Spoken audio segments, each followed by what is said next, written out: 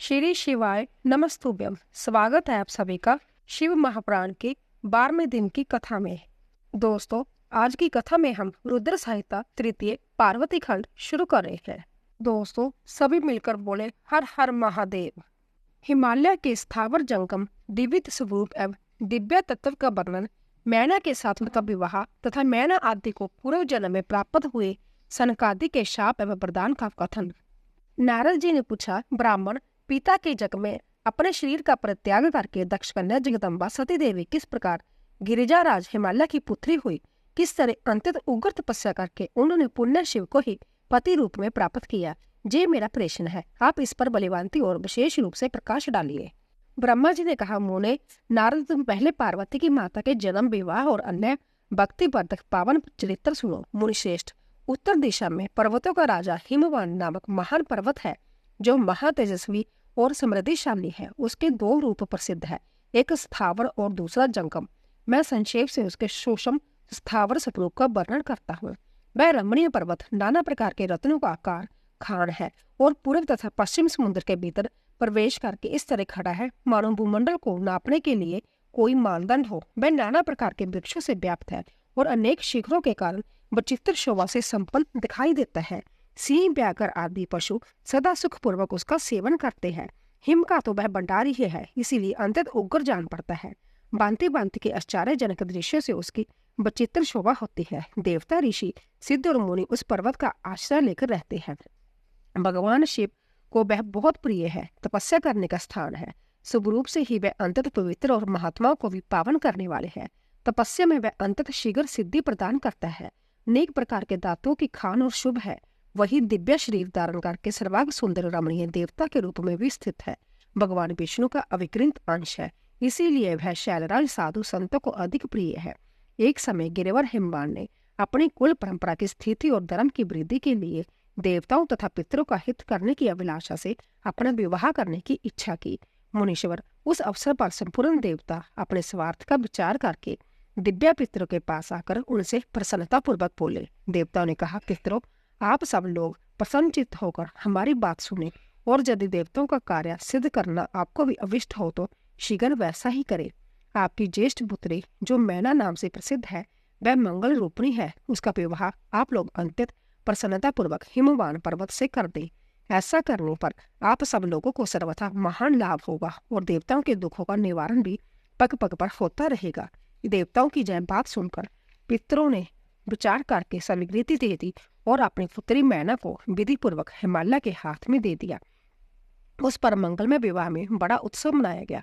मुनीश्वर नारद, मैना के साथ हिमालय के शुभ विवाह का यह सुखद प्रसंग मैंने तुमसे प्रसन्नता पूर्वक कहा है, अब और क्या सुनना चाहते हो? नारद जी ने पूछा, विद्वन, अब आदर पूर्वक मेरे सामने मैना की उत्पत्ति का वर्णन कीजिए। उसे किस प्रकार शाप प्राप्त हुआ था, यह कहिए और मेरे संदेह का निवारण कीजिए। ब्रह्मा जी बोले, मुने, मैंने अपने दक्ष नामक जिस पुत्र की पहले चर्चा की है, उनके 60 कन्याएं हुई थी जो सृष्टि की उत्पत्ति में कारण बनी। नारद, दक्ष ने कच्छप आदि श्रेष्ठ मुनियों के साथ उनका विवाह किया था। यह सब वृत्तांत तो तुम्हें विदित ही है। अब प्रस्तुत विषय को सुनो। उन कन्याओं में से एक सवदा नामक की कन्या थी जिसका विवाह उन्होंने पितरों के साथ किया। सवदा की 3 पुत्रियां थी जो सौभाग्यशालिनी तथा धर्म की मूर्ति थी। उनमें से ज्येष्ठ पुत्री का नाम मैना था। मंजली दान्या के नाम से प्रसिद्ध थी और सबसे छोटी कन्या का नाम कलावती था। यह सारी कन्याएं पितरों की मानसी पुत्रियां थी, उनके मन से प्रकट हुई थी। इनका जन्म किसी माता के गर्भ से नहीं हुआ था, अतएव यह अजोनिजा थी। केवल लोक व्यवहार से सवदा की पुत्री मानी जाती थी। इनके सुंदर नाम का कीर्तन करके मनुष्य संपूर्ण अविष्ट को प्राप्त कर लेता है। जय सदा संपूर्ण जगत की बंदनीय लोक माताएं हैं और उत्तम अवय उदय से सुशोभित रहती है। सबकी सर्म परम जोगनी ज्ञान विधि तथा तीनों लोकों में सर्वत्र जा सकने वाली है। मुनीश्वर, एक समय वह तीनों बहनें भगवान विष्णु के निवास स्थान पर श्वेत दीप में उनका दर्शन करने के लिए गई। भगवान विष्णु को प्रणाम और भक्ति पूर्वक उनकी स्तुति करके वह उन्हीं की आज्ञा से वहां ठहर गई। उस समय वहां संतों का बड़ा भारी समाज एकत्रित हुआ था। उन्हें उसी अवसर पर मेरे पुत्र सनकादि सिद्धगण भी वहां गए और श्री हरि की स्तुति वंदना करके उन्हीं की आज्ञा से वहां ठहर गए। सनकादि मुनि देवताओं के आदि पुरुष और संपूर्ण लोकों में बंदित थे। वह जब वहां आकर खड़े हुए उस समय श्वेत द्वीप के सब लोग उन्हें देख प्रणाम करते हुए उठ खड़े हो गए, परंतु यह तीनों बहनें उन्हें देखकर भी वहां नहीं उठी। इससे सनातन कुमार ने उनको मर्यादा रक्षार्थ उन्हें स्वर्ग से दूर होकर नर स्त्री बनने का शाप दे दिया। फिर उनके प्रार्थना करने पर वह प्रसन्न हो गए और बोले। सनातन कुमार ने कहा, पितरों की तीनों कन्याओं, तुम प्रसन्नचित होकर मेरी बात सुनो। यह तुम्हारी शोक का नाश करने वाली और सदा ही तुम्हें सुख देने वाली है। तुमसे जो ज्येष्ठ है वह भगवान विष्णु की अंशभूत हिमालय गिरी की पत्नी हो। उससे जो कन्या होगी वह पार्वती के नाम से विख्यात होगी। पितरों की दूसरी प्रिय कन्या जोगनी दान्यराज राजा जनक की पत्नी होगी। उसकी कन्या के रूप में महालक्ष्मी अवतरित होगी, जिनका नाम सीता होगा।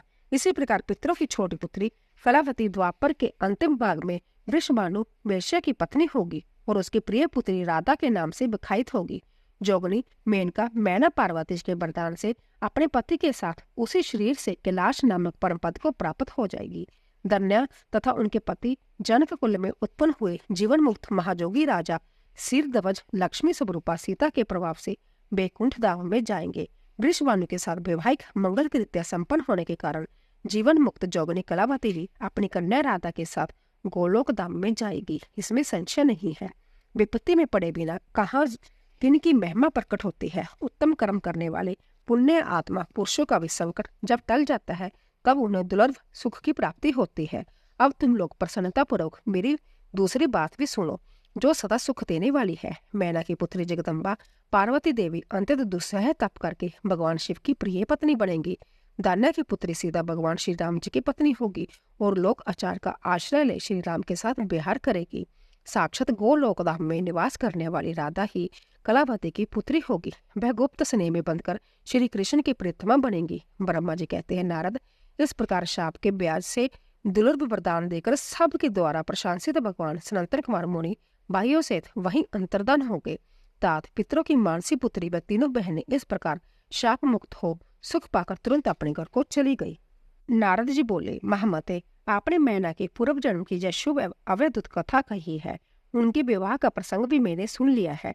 अब आगे की उत्तम चरित्र का वर्णन कीजिए। ब्रह्मा जी ने कहा, नारद, जब मैना के साथ विवाह करके हिमवान अपने घर को गई तब तीनों लोगों में बड़ा भारी उत्सव मनाया गया।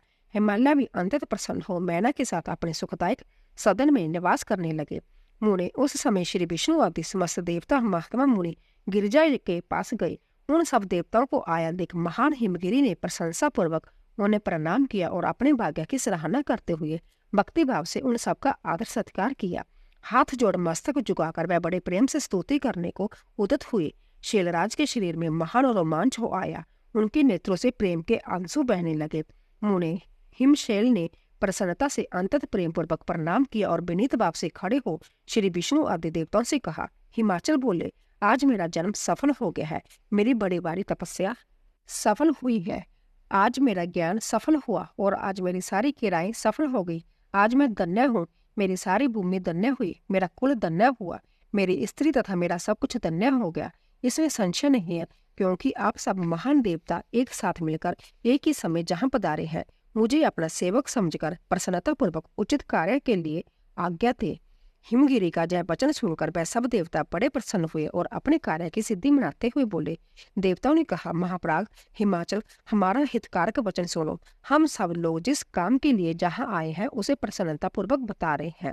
गिरिजा राज पहले जो जगदम्बा उमा दक्ष कन्या सती के रूप में प्रकट हुई थी और रुद्र पत्नी होकर दीर्घ काल तक इस भूतल पर क्रीड़ा करती रही, वह ही अंबिका सती अपने पिता से अनादर पाकर अपनी प्रतिज्ञा का स्मरण करके जग में शरीर त्याग अपने परम धाम को पधार गई। हिमगिरे, वह कथा लोक में विख्यात है और तुम्हें भी विदित है। यदि वह सती पुण्य तुम्हारे घर में प्रकट हो जाए तो देवताओं का मान लाभ हो सकता है। ब्रह्मा जी कहते हैं, श्री विष्णु आदि देवताओं की जय बात सुनकर गिरिजाराज हिमालय मन मन प्रसन्न हो आदर से झुक गई और बोले, प्रभु, ऐसा हो तो बड़े सौभाग्य की बात है। तदंतर वह देवताओं ने बड़े आदर से उमा को प्रसन्न करने की विधि बताकर संभ्य सदाशिव पत्नी उमा की शरण में गई। एक सुंदर स्थान में स्थित हो समस्त देवताओं ने जगदम्बा का स्मरण किया और बारंबार प्रणाम करके वे वहां श्रद्धा पूर्वक उनकी स्तुति करने लगे। देवता बोले, शिवलोक में निवास करने वाली देवी उमे, जगदम्बे, सदाशिव प्रिय, दुर्गे, महेश्वरी, हम आपको नमस्कार करते हैं। आप पावन शांत स्वरूप श्री शक्ति है, परम पावन पुष्टि है, अव्यक्त प्रकृति और महातत्व जय आपके ही रूप है। हम भक्ति पूर्वक आपको नमस्कार करते हैं। आप कल्याणमय शिव हैं, आपके हाथ भी कल्याणकारी है। आप शुद्ध, स्थूल, सूक्ष्म और सबका परम आश्रय है। अंत विद्या और सुविद्या से अंततः प्रसन्न रहने वाली आप देवी को हम प्रणाम करते हैं। आप श्रद्धा है, आप धृति है, आप शीरी है और आप ही सब में व्याप्त रहने वाली देवी है। आप ही सूर्य की किरणें हैं और आप ही अपने प्रपंच को प्रकाशित करने वाली हैं। ब्राह्मण रूप शरीर में और जगत के जीवों में रहकर जो ब्रह्मा से लेकर तृण पर्यंत संपूर्ण जगत की पुष्टि करते हैं, उन आदि देवी को हम नमस्कार करते हैं। आप ही वेद माता गायत्री हैं, आप ही सावित्री और सरस्वती हैं। आप ही संपूर्ण जगत के लिए वार्ता नामक वृत्ति है और आप ही धर्म स्वरूपा बेरत्री हैं। आप ही संपूर्ण भूतों में निंद्रा बनकर रहते हैं। उनकी शुद्ध और तृप्ति भी आप ही हैं। आप ही तृष्णा, कांति, शबी, दृष्टि और सदा संपूर्ण आनंद को देने वाली है। आप ही पुण्यकर्ताओं के जहाँ लक्ष्मी बनकर रहती हैं और आप ही पापियों के घर सदा ज्येष्ठ लक्ष्मी की बड़ी बहन दरिद्रता के रूप में वास करती हैं। आप ही संपूर्ण जगत की शांति है। आप ही धारण करने वाली दात्री एवं प्राणों का पोषण करने वाली शक्ति है। आप ही पांचों भूतों के सार तत्व को प्रकट करने वाली तत्व स्वरूप है। आप ही नीतिगो की नीति तथा व्यास रूपणी है। आप ही सामवेद की गीति है। आप ही ग्रंथि है। आप ही यजुर्मंत्रों की आहुति है। ऋग्वेद की मात्रा तथा अथर्ववेद की परम गति भी आप ही है, जो प्राणियों के नाक, कान, नेत्र, मुख, भुजा, वक्षस्थल और हृदय में धृति रूप से स्थित हो, सदा ही उनके लिए सुख का विस्तार करती हो। जो निंद्रा के रूप में संसार के लोगों को अंतत सुबक प्रतीत होती है, वह देवी उमा जगत की स्थिति एवं पालन के लिए हम सब पर प्रसन्न हो। इस प्रकार जगजननी सती साध्वी महेश्वरी उमा की स्तुति करके अपने हृदय में विशुद्ध प्रेम लिए वे सब देवता उनके दर्शन की इच्छा से वहां खड़े हो गए। उमा देवी का दिव्य रूप से देवताओं को दर्शन देना, देवताओं का उनसे अपना अभिप्राय निवेदन करना और देवी का अवतार लेने की बात स्वीकार करके देवताओं को आश्वासन देना। ब्रह्मा जी कहते हैं, नारद, देवताओं की इस प्रकार स्तुति करने पर दुर्गम पीड़ा का नाश करने वाली जगजननी देवी दुर्गा उनके सामने प्रकट हुई। मैं परम अवैधुत दिव्य रत्न में रथ पर बैठी हुई थी। उस श्रेष्ठ रथ में घुंघरू लगे हुए थे और मुलायम बिस्तर बिछे हुए थे। उनके श्री विग्रह का एक एक अंग करोड़ों सूर्य से भी अधिक प्रकाशमान और रमणीय था। ऐसे अवयवों से वे अंतत उदासित हो रही थी। सब और फैली हुई अपनी तेजो राशि के मध्य भाग में वे विराजमान थी। उनका रूप बहुत ही सुंदर था और उनकी छवि की कहीं तुलना नहीं थी। सदा शिव के साथ विलास करने वाली उन महामाया की किसी के साथ समानता नहीं थी। शिवलोक में निवास करने वाली वह देवी त्रिविध चिन्मय गुणों से युक्त थी। प्राकृतिक गुणों का अभाव होने से उन्हें निर्गुणा कहा जाता है। वह नित्य रूप है। वह दुष्टों पर प्रचंड कोप करने के कारण चंडी कहलाती है, परंतु स्वरूप शिवा कल्याणमयी है। सबकी संपूर्ण पीड़ाओं का नाश करने वाली तथा संपूर्ण जगत की माता है। वह ही प्रलय काल में महानिंद्रा होकर सबको अपने अंक में सुला देती है। तब वह समस्त भक्तों का संसार सागर से उद्धार कर देती है। शिवा देवी की तेजो राशि के प्रभाव से देवता उन्हें अच्छी तरह देख न सके। तब उनके दर्शन की अभिलाषा से देवताओं ने फिर उनका स्तवन किया।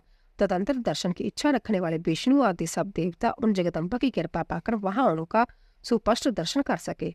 इसके बाद देवता बोले, अंबिके महादेवी, हम सदा आपके दास हैं। आप प्रसन्नता पूर्वक हमारा निवेदन सुने। पहले आप दक्ष की पुत्री रूप में अवतरित हो। लोक में रुद्र देव की वल्लभा हुई थी। उस समय आपने ब्रह्मा जी के तथा दूसरे देवताओं के महान दुख का निवारण किया था।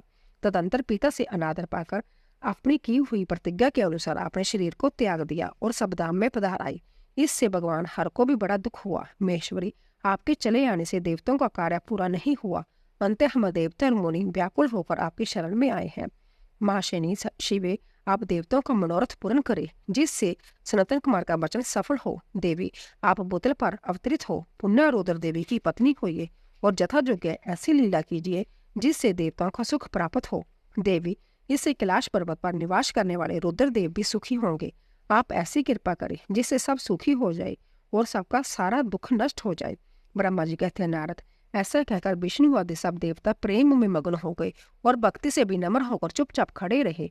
देवताओं की स्तुति सुनकर शिवा देवी को बड़ी प्रसन्नता हुई। उसके हेतु का विचार करके अपने प्रभु शिव का स्मरण करती हुई भक्त वत्सला दयामी उमा देवी उस समय विष्णु आदि देवताओं को संबोधित करके हंसकर बोली।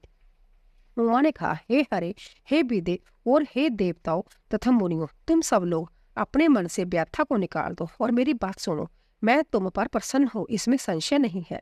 सब लोग अपने अपने स्थान को चले जाओ और चिरकाल तक सुखी रहो। मैं अवतार ले मैना की पुत्री होकर उन्हें सुख दूंगी और रुद्रदेव की पत्नी हो जाऊंगी।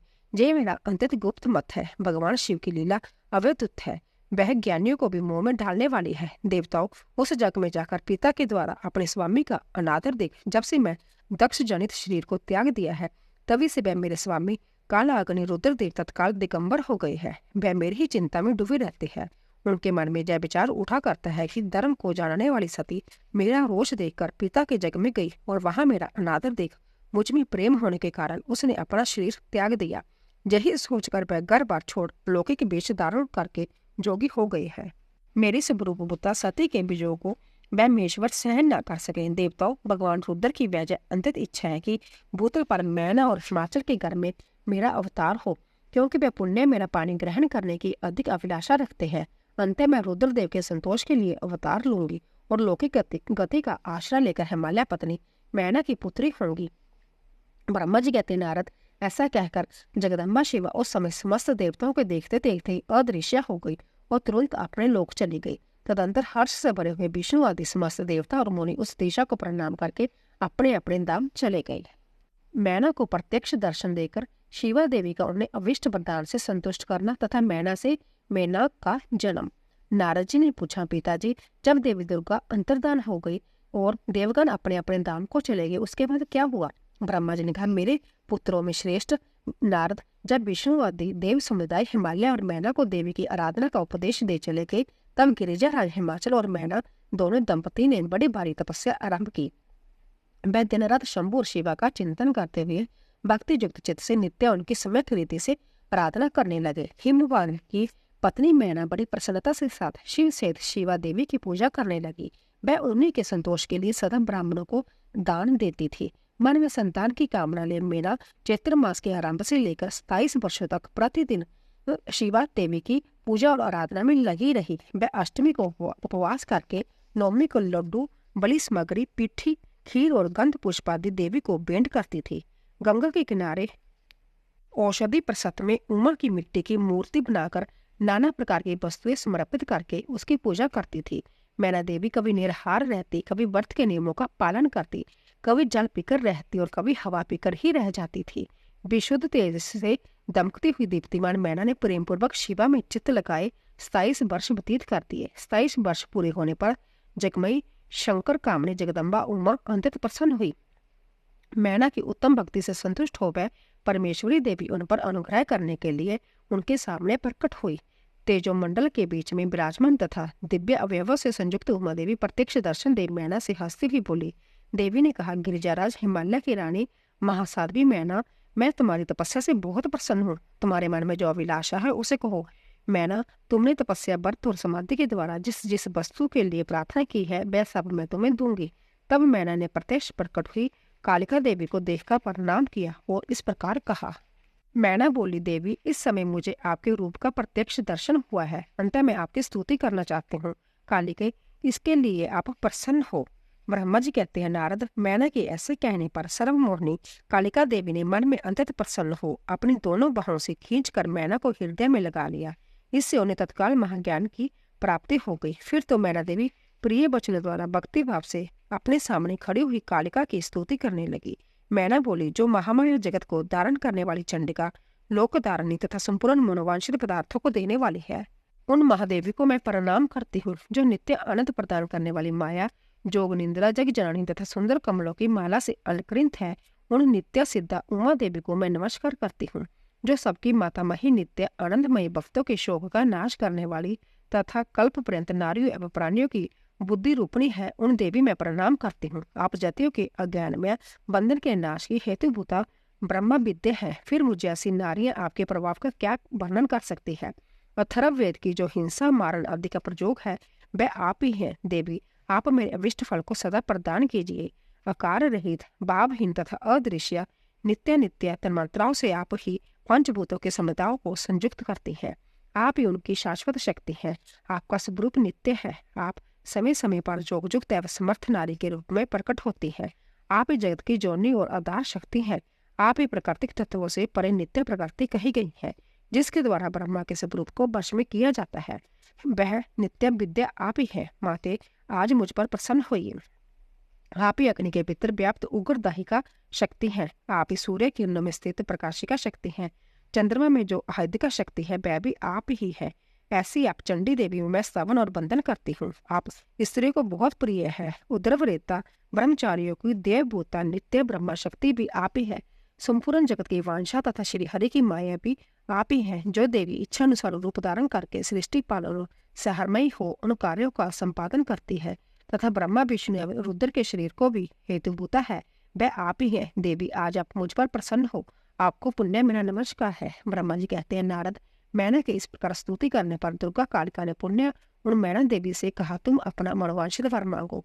हिमाचल प्रिय, तुम मुझे प्राणों के समान प्यारी हो, तुम्हारी जो इच्छा हो वह मांगो, उसे मैं निश्चय ही दे दूंगी। तुम्हारे लिए मुझे कुछ भी अदेय नहीं है। महेश्वरी उमा का जय अमृत के समान मधुर वचन सुनकर हिमगिरी कामणी मैना बहुत संतुष्ट हुई और इस प्रकार बोली, शिवे आपकी जय हो, जय हो। उत्कृष्ट ज्ञान वाली महेश्वरी जगदम्बिके, यदि मैं वर पाने की योग्य हूँ तो फिर आपसे श्रेष्ठ वर मांगती हूँ। जगदम्बे, पहले तो मुझे 100 पुत्र हो, उन सबकी बड़ी आजू हो, वह बल पराक्रम से युक्त तथा रिद्धि सिद्धि से संपन्न हो। उन पुत्रों के पश्चात मेरे एक पुत्री हो जो स्वरूप और गुणों से सुशोभित होने वाली हो, वह दोनों कुलों को आनंद देने वाली तथा तीनों लोकों में पूजित हो। जगदम्बिके शिवे, आप ही देवताओं का कार्य सिद्ध करने के लिए मेरी पुत्री तथा रुद्रदेव की पत्नी होइए और तदनुसार लीला कीजिए। ब्रह्मा जी कहते हैं, नारद, मेनका की बात सुनकर प्रसन्न हृदय देवी उमा ने उनके मनोरथ को पूर्ण करने के लिए मुस्कुराकर कहा। देवी बोली, पहले तुम्हें 100 बलवान पुत्र होंगे, उनमें से भी एक सबसे अधिक बलवान और प्रधान होगा, जो सबसे पहले उत्पन्न होगा। तुम्हारी भक्ति से संतुष्ट हो मैं संभव तुम्हारे जहाँ पुत्री के रूप में अवतरित होंगी और समस्त देवताओं से सेवित हो उनका कार्य सिद्ध करूंगी।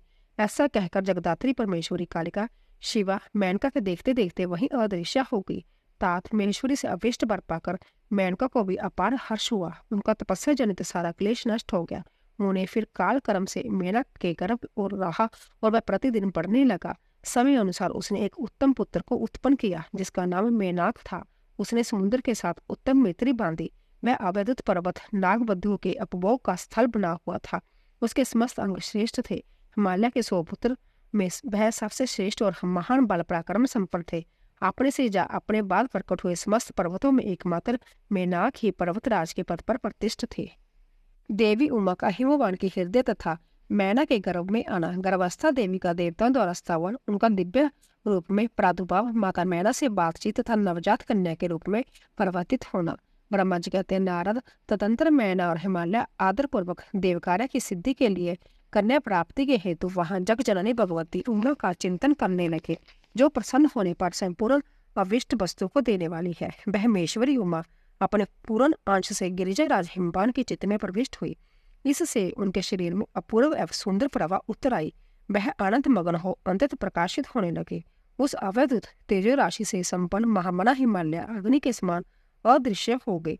फिर सुंदर कल्याणकारी समय में गिरिजाराज हिमालय ने अपनी प्रिय मैना के उदर में शिवा के उस परिपूर्ण अंश का आदान किया। इस तरह गिरिजा की पत्नी मैना ने हिमवान के हृदय में विराजमान करुणा निदान देवी की कृपा से सुखदायक गर्भ धारण किया। संपूर्ण जगत की निवास पोता देवी के गर्भ में आने से गिरिप्रिया मैना सदा तेजो मंडल के बीचों में स्थित होकर अधिक शोभा पाने लगी। अपनी प्रिय शुभांगी मैना को देखकर गिरिजाराज हिमवान बड़ी प्रसन्नता का अनुभव करने लगे। गर्भ में जगदम्बा के आ जाने से मैं महान तेज से संपन्न हो गई थी। उन्होंने उस अवसर में विष्णु आदि देवता और मुनियों ने वहां आकर गर्भ में निवास करने वाली शिवा देवी की स्तुति की और तदंतर महेश्वर की नाना प्रकार से स्तुति करके प्रसन्नचित्त हुए वह सब देवता अपने अपने धाम को चले गए। जब 9वां महीना बीत गया और 10वां भी पूरा हो चला, तब जगदम्बा कालिका ने समय पूर्ण होने पर गर्भस्थ शिशु की जो गति होती है उसी को धारण किया, अर्थात जन्म ले लिया। उस अवसर पर आदर शक्ति सती साध्वी शिवा पहले मैना के सामने अपने ही रूप में प्रकट हुई। बसंत ऋतु में चैत्र मास की 9वीं तिथि को मृगशिरा नक्षत्र में आधी रात के समय चंद्रमंडल से आकाश गंगा के भांति मेनका के उदर से देवी शिवा का अपने ही स्वरूप में प्रादुर्भाव हुआ। उस समय संपूर्ण संसार में प्रसन्नता छा गई। अनुकूल हवा चलने लगी जो सुंदर सुगंधित एवं गंभीर थी। उस समय जल की वर्षा के साथ फूलों की वृष्टि हुई। विष्णु आदि सब देवता वहां आए। सबने सुखी होकर प्रसन्नता के साथ जगदम्बा के दर्शन किए और शिवलोक में निवास करने वाली दिव्या रूपा महामाया शिव कामनी मंगलमयी कालिका माता का स्तवन किया। नारद, जब देवता लोग स्तुति करके चले गए तब मेनका उस समय प्रकट हुई और नील कमल दल के समान कांति वाली श्याम वर्णा देवी को देखकर अतिशय आनंद का अनुभव करने लगी। देवी के उस दिव्य रूप के दर्शन करके गिरिप्रिया मैना को ज्ञान प्राप्त हो गया। वह उन्हें परमेश्वरी समझकर अंतत हर्ष से उल्लसित हो उठी और संतोष पूर्वक बोली। मीना ने कहा, जगदम्बे महेश्वरी, आपने बड़ी कृपा की जो मेरे सामने प्रकट हुई। अंबिके, आपकी बड़ी शोभा हो रही है। शिवे, आप संपूर्ण शक्तियों में आधा शक्ति तथा तीनों लोगों की जननी है। देवी, आप भगवान शिव को सदा ही प्रिय है तथा संपूर्ण देवताओं से प्रशंसित पराशक्ति है। महेश्वरी, आप कृपा करें और इसी रूप में मेरे ध्यान में स्थित हो जाए, साथ ही मेरी पुत्री के अनुरूप प्रत्यक्ष दर्शनी रूप धारण करें।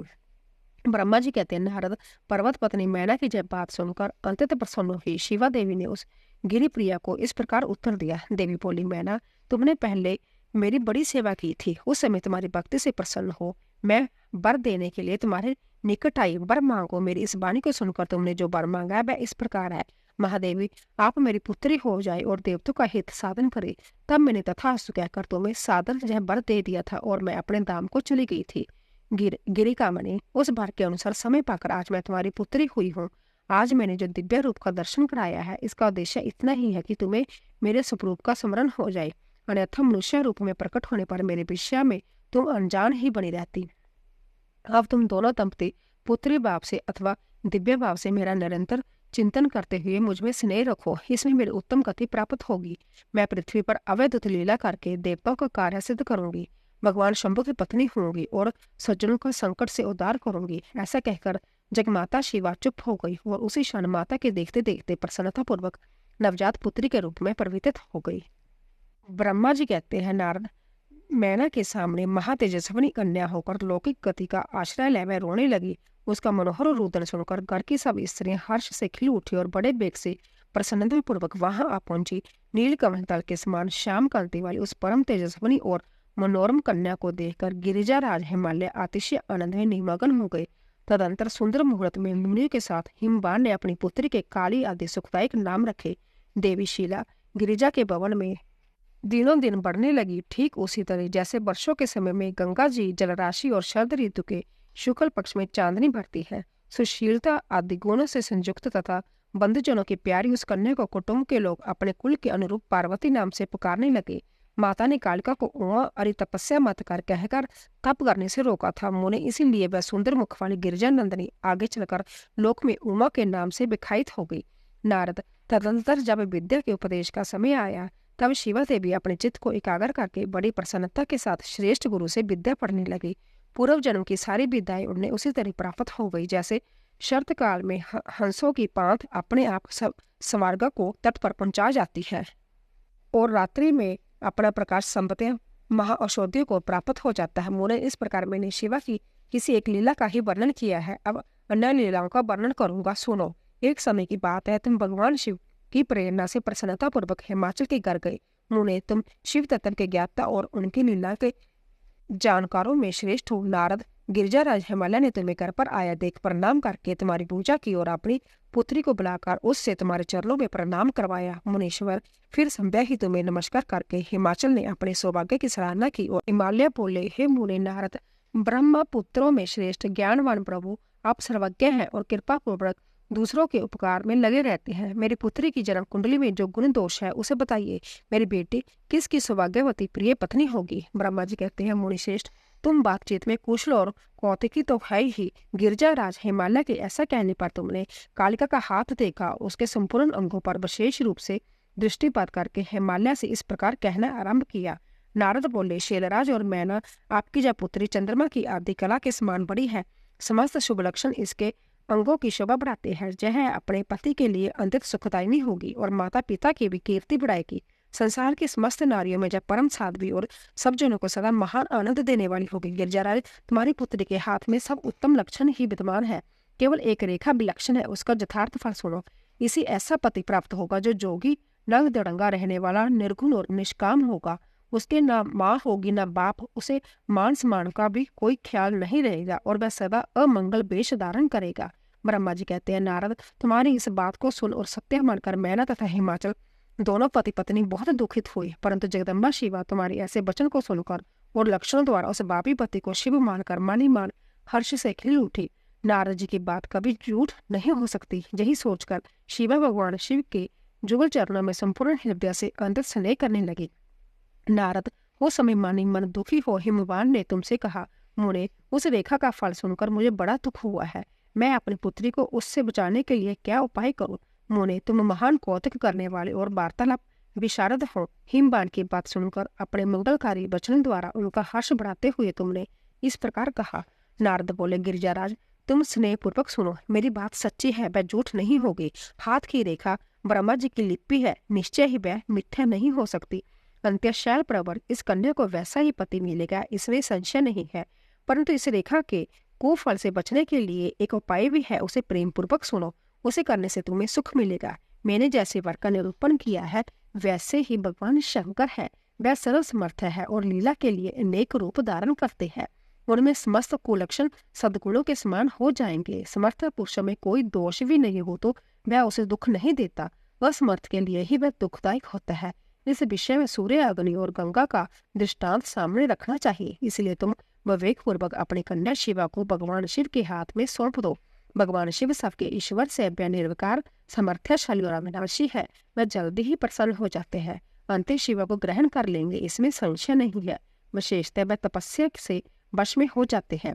यदि शिवा तप करे तो सब काम ठीक हो जाएगा। सर्वेश्वर शिव सब प्रकार से समर्थ है। वह इंद्र के वज्र का भी विनाश कर सकते हैं। ब्रह्मा जी उनके अधीन है तथा वह सबको सुख देने वाले हैं। पार्वती भगवान शंकर की प्यारी पत्नी होगी। वह सदा रुद्रदेव के अनुकूल रहेगी, क्योंकि यह महासाध्वी और उत्तम व्रत का पालन करने वाली है तथा माता पिता के सुख को बढ़ाने वाली है।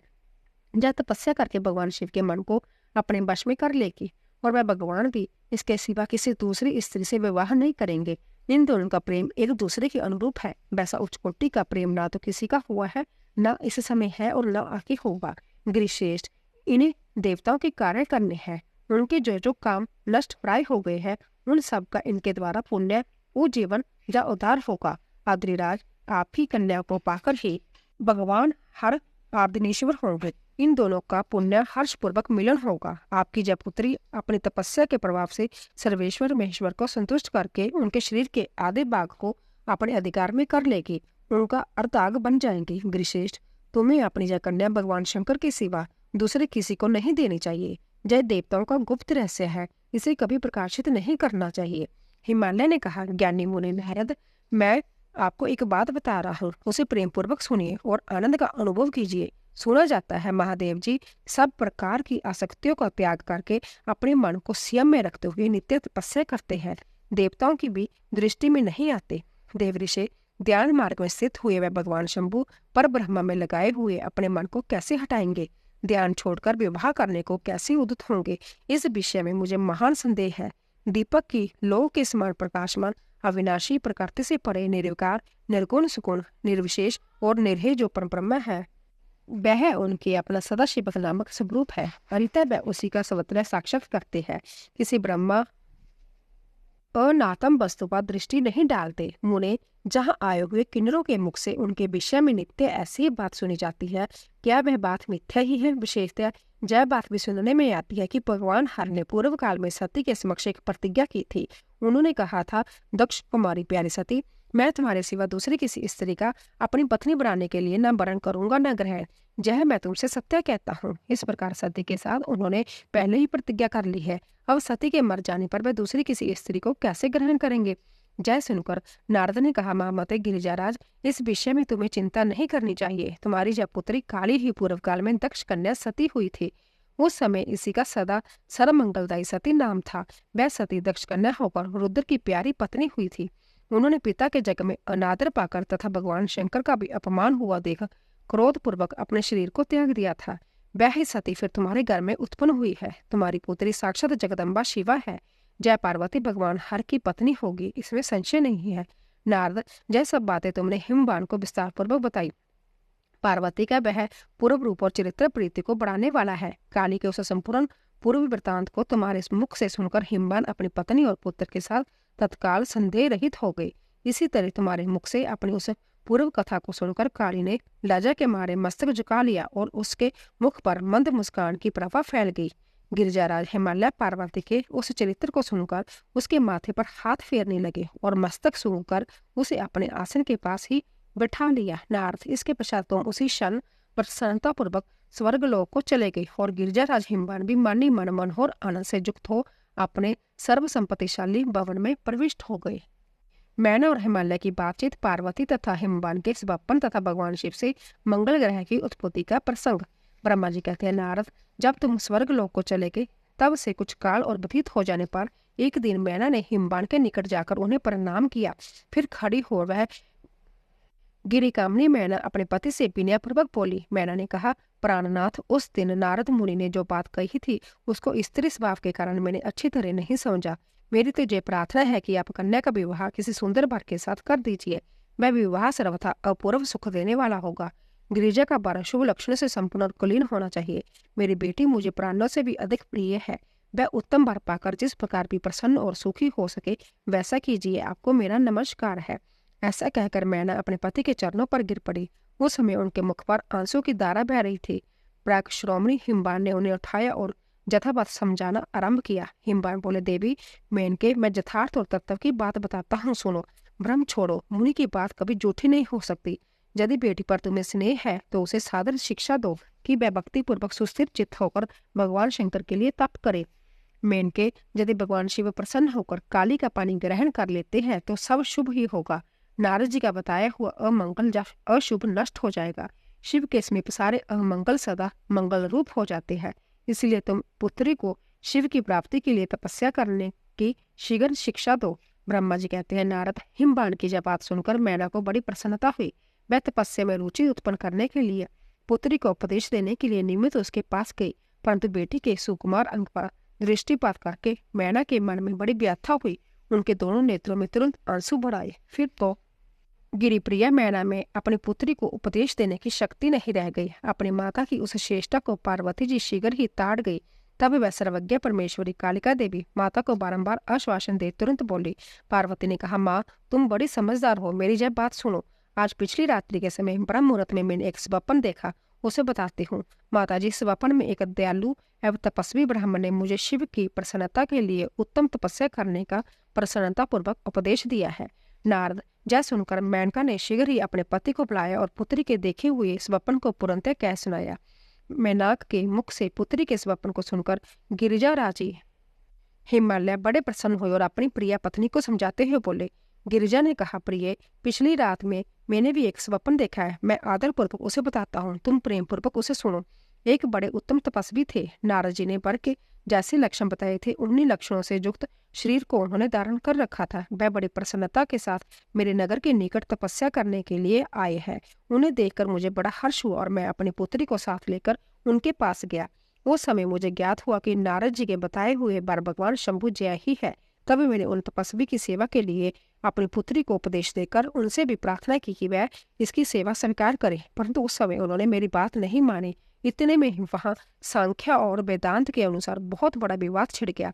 तदंतर उनकी आज्ञा से मेरी बेटी वहीं रह गई और अपने हृदय में उन्हीं की कामना रखकर भक्ति पूर्वक उनकी सेवा करने लगी। सम्मुखी, यही मेरा देखा हुआ स्वप्न है जिसे मैंने तुम्हें बता दिया। अंत्यप्रिय, मैंने कुछ काल तक इस स्वप्न के फल की परीक्षा या प्रतीक्षा करनी चाहिए। इस समय यही उचित जान पड़ता है। तुम निश्चित समझो, यही मेरा विचार है। ब्रह्मा जी कहते हैं, मुनीश्वर नारद, ऐसा कहकर गिरिजाराज हिमवान और मेनका का शुद्ध हृदय से उस स्वप्न के फल की परीक्षा व प्रतीक्षा करने लगे। देवऋषि शिव भक्ति श्रोमणी भगवान शंकर का जश परम पावन मंगलकारी भक्ति वर्धक और उत्तम है। तुम इसे आदर पूर्वक सुनो। दक्ष जगत से अपने निवास स्थान कैलाश पर्वत पर आकर भगवान शंभु प्रिय विरह से कातर हो गए और प्राणों से भी अधिक प्यारी सती देवी का हृदय से चिंतन करने लगे। अपने पार्षदों को बुलाकर सती के लिए शोक करते हुए उनके प्रेम वर्धक गुणों का अंत प्रीतिपूर्वक वर्णन करने लगे। जह सब उन्होंने संसारिक गति को दिखाने के लिए किया। फिर गृहस्थ आश्रम की सुंदर स्थिति तथा नीति रीति का परित्याग करके वह दिगंबर हो गए और सब लोकों में उन्मत्त की भांति भ्रमण करने लगे। लीला कुशल होने के कारण ब्रीही की अवस्था का प्रदर्शन करने लगे। सती की विरह से दुखित हो कहीं भी उनका दर्शन न पाकर भक्त कल्याणकारी भगवान शंकर पुण्य कैलाशगिरी तट पर लौट आए और मन को जतन पूर्वक एकाग्र करके उन्होंने समाधि लगा ली जो समस्त दुखों का नाश करने वाली है। समाधि में वह अविनाशी स्वरूप का दर्शन करने लगे। इस तरह तीनों गुणों से रहित हो वह भगवान शिव चिरकाल तक सुस्थिर भाव से समाधि लगाए बैठे रहे। वह प्रभु संभय ही माया के अधिपति निर्विकार परम ब्रह्म है तदंतर जब असंख्य वर्ष व्यतीत हो गए तब उन्होंने समाधि छोड़ी।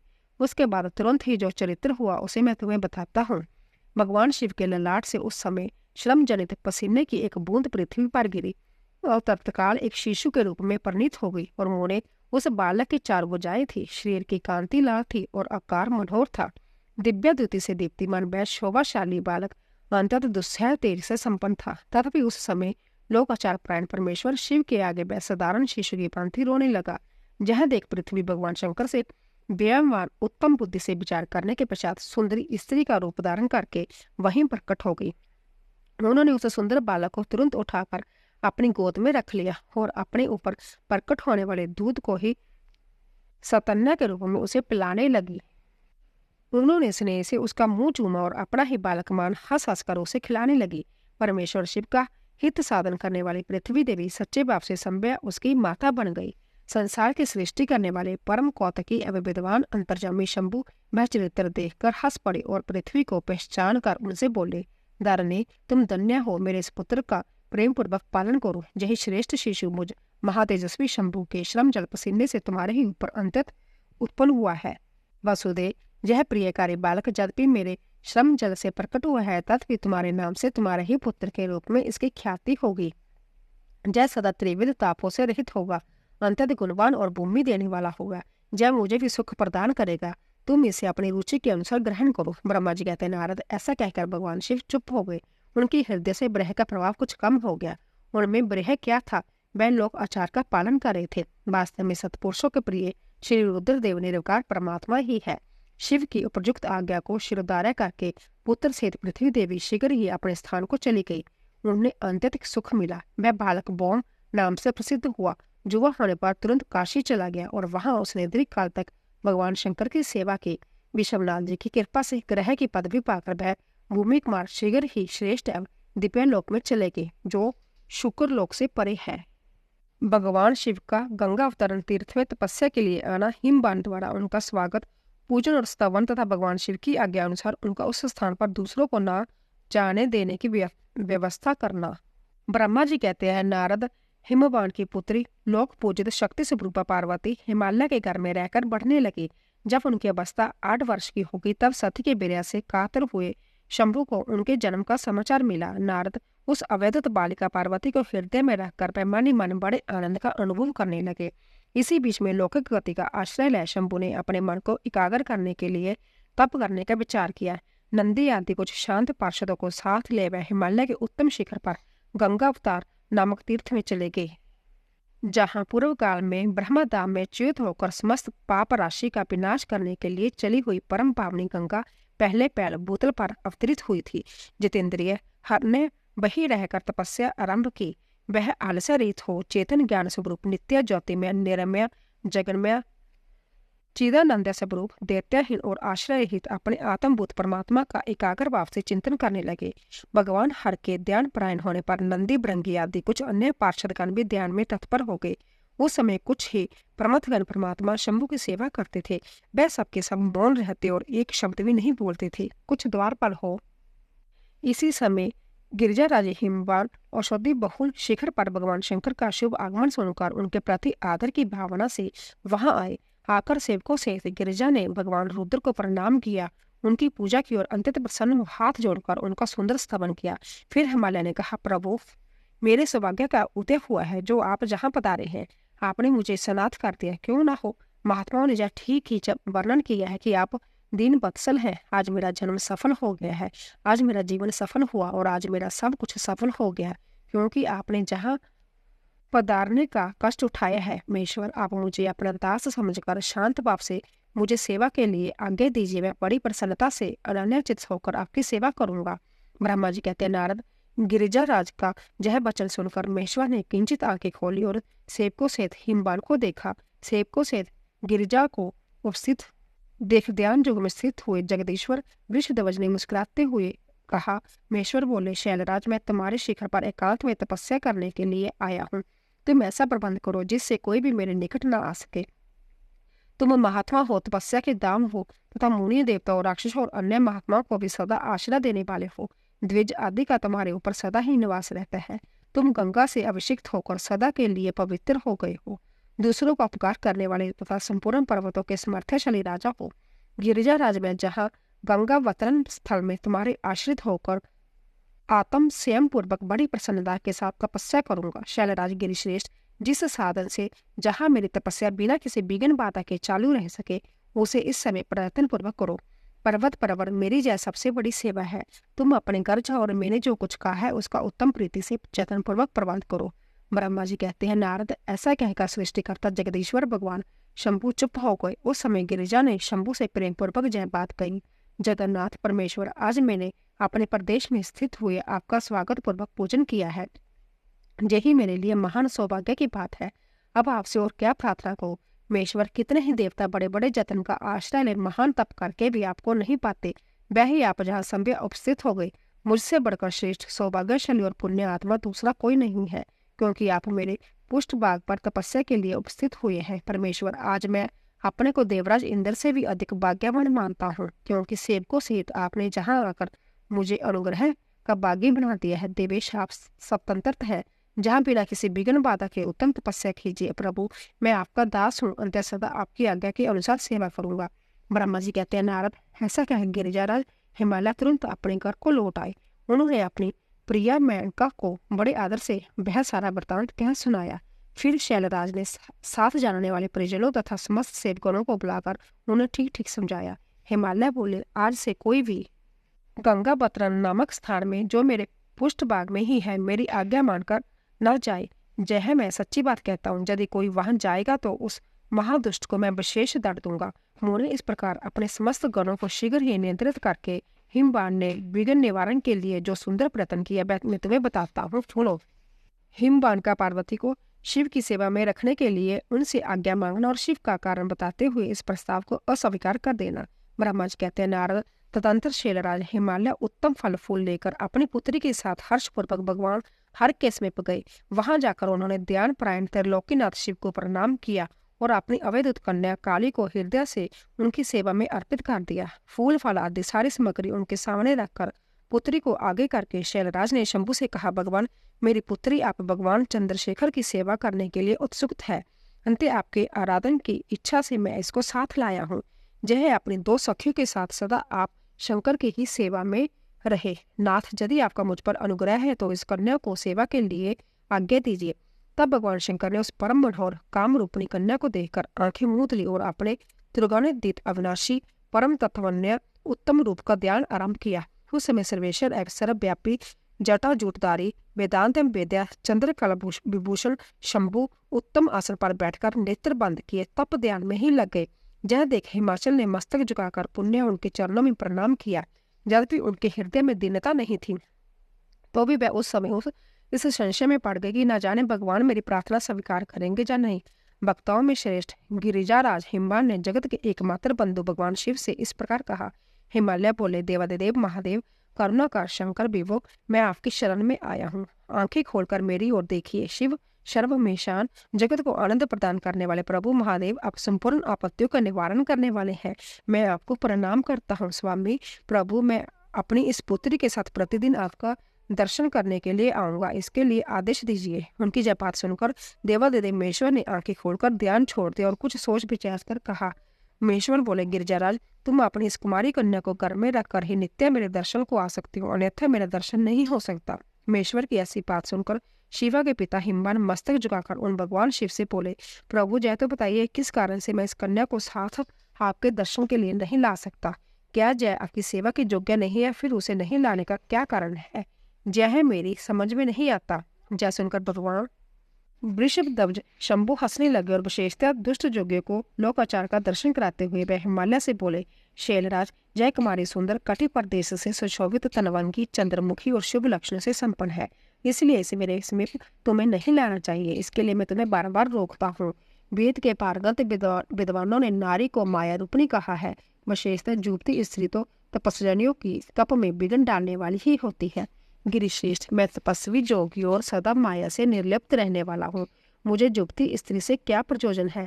तपस्वियों के श्रेष्ठ आश्रय हिमालय, इसलिए फिर तुम्हें ऐसी बात नहीं करनी चाहिए, क्योंकि तुम वेदोक्त धर्म में प्रवीण, ज्ञानियों में श्रेष्ठ और विद्वान हो। अचलाराज, स्त्री के संग से मन में शीघ्र ही विषय वासना उत्पन्न हो जाती है, उसमें वैराग्य नष्ट हो जाता है और वैराग्य न होने से पुरुष उत्तम तपस्या से भ्रष्ट हो जाता है। इसलिए शैल तपस्वी को स्त्रियों का संग नहीं करना चाहिए, क्योंकि स्त्री महाविषय वासना की जड़ एवं ज्ञान वैराग्य का विनाश करने वाली होती है। ब्रह्मा जी कहते हैं, नारद इस तरह बहुत सी बातें कहकर महाजोगी शिरोमणि भगवान महेश्वर चुप हो गए। देवऋषि शंभु का जह निर्मय निष्पेय और निष्ठुर वचन सुनकर काली के पिता हिमवान चंकित कुछ व्याकुल और चुप हो गए। तपस्वी शिव की कही हुई बात सुनकर और गिरिजाराज हिमवान को चंकित हो जानकर भवानी पार्वती उस समय भगवान शिव को प्रणाम करके विशद वचन बोले। दोस्तों, कल की कथा में हम इंद्र द्वारा काम का स्मरण, उसके साथ उनकी बातचीत तथा उनके कहने से काम का शिव को मुकोने के लिए प्रस्थान करने की कथा का श्रवण करेंगे। दोस्तों, अगर आपको हमारी कथा पसंद आ रही हो, प्लीज जाने से पहले कमेंट बॉक्स में हर हर महादेव, ओम नमः शिवाय अवश्य लिखें। आप सभी का धन्यवाद।